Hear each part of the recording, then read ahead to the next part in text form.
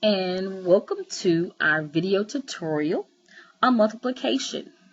Today's lesson, we'll be talking about how we can multiply a two-digit number by another two-digit number.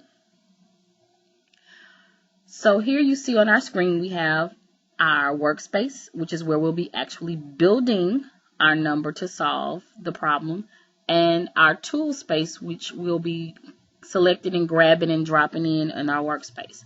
So just a quick exploration of our tools section, we have our digits, numbers that we'll be using, as well as our base 10 blocks. And we are very familiar with our base 10 blocks because we just finished using those to study our place and value. So we have our flats, we have our rods, and our units. And we also have some colored numbers down here, which we'll be using in just a few minutes. So let's take a look at the problem that we have here for our sample. 15 times 13. They are both two-digit numbers, and we want to show how we can use partial products to multiply to get the final product. If you take a look at your vocabulary list in your journal, remember that a product is an answer to a multiplication problem, and a multiplication problem has two factors that we multiply together to get a product.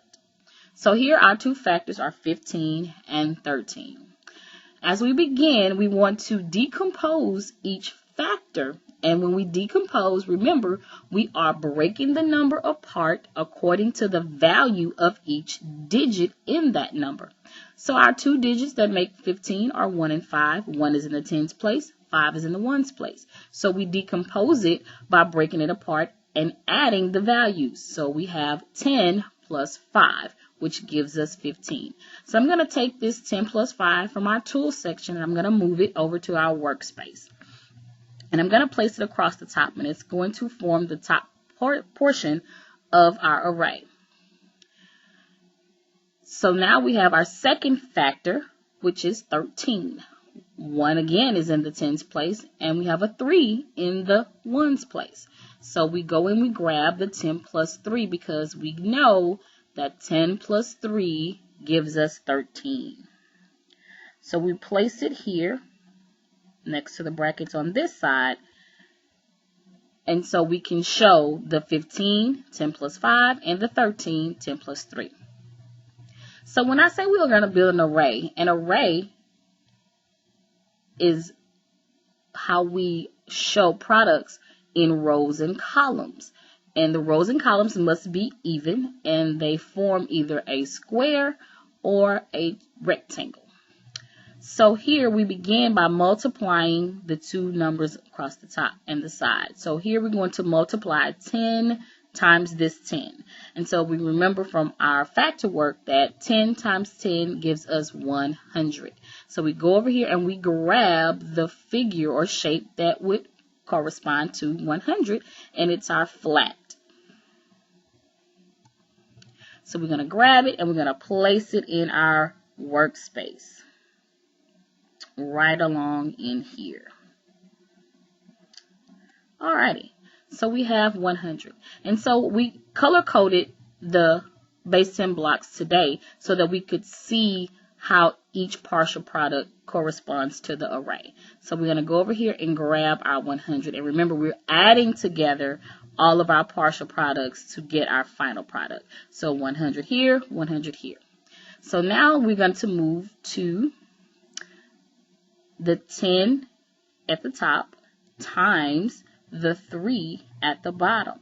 10 times 3 is 30.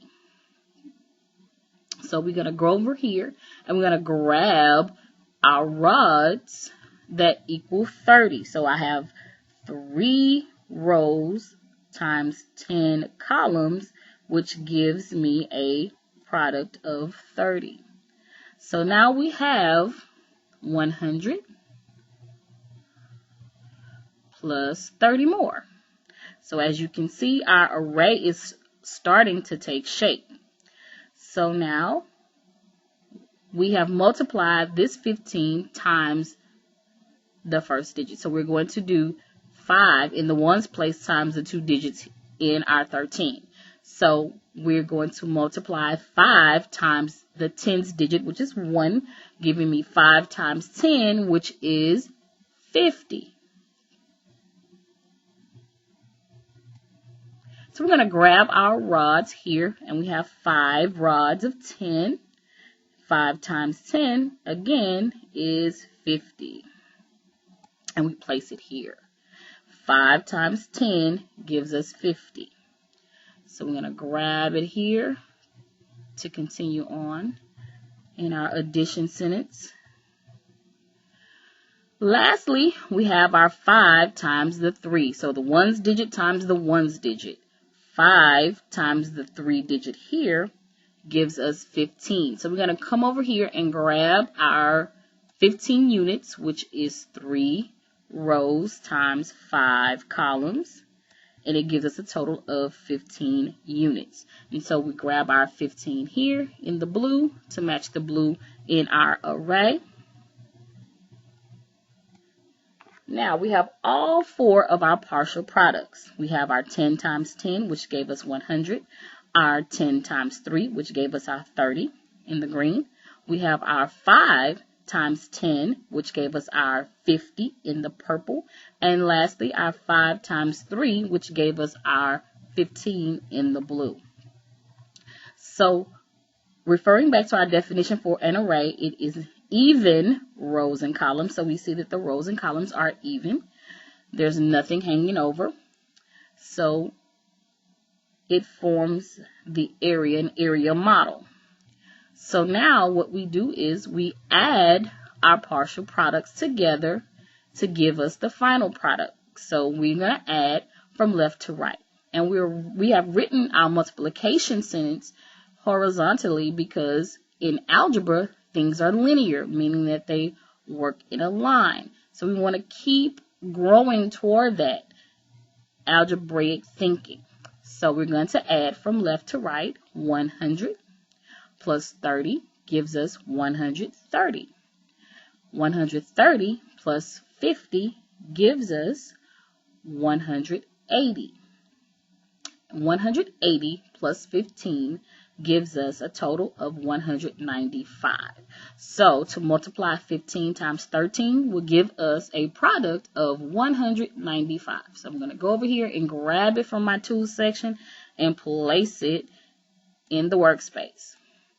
So as we can see here from our array, how we have represented our partial products. Now, if we had the time to count each individual unit, it would give us a total of 195 units.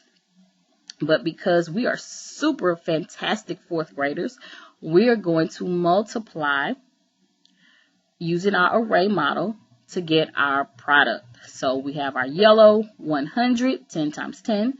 Our green 30, we got that from 10 times 3. Our purple 50, we got from 5 times 10.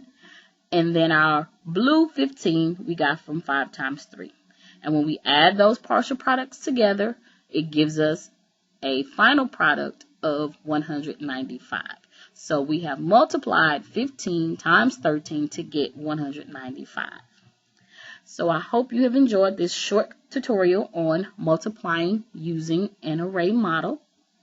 And if you have any other questions, just come and see me during the class or leave a note on the parking lot, and I'll be sure to get back with you so that we can address any issues that you guys may be having. So go on and practice the problems in your journal, and we'll see you next time.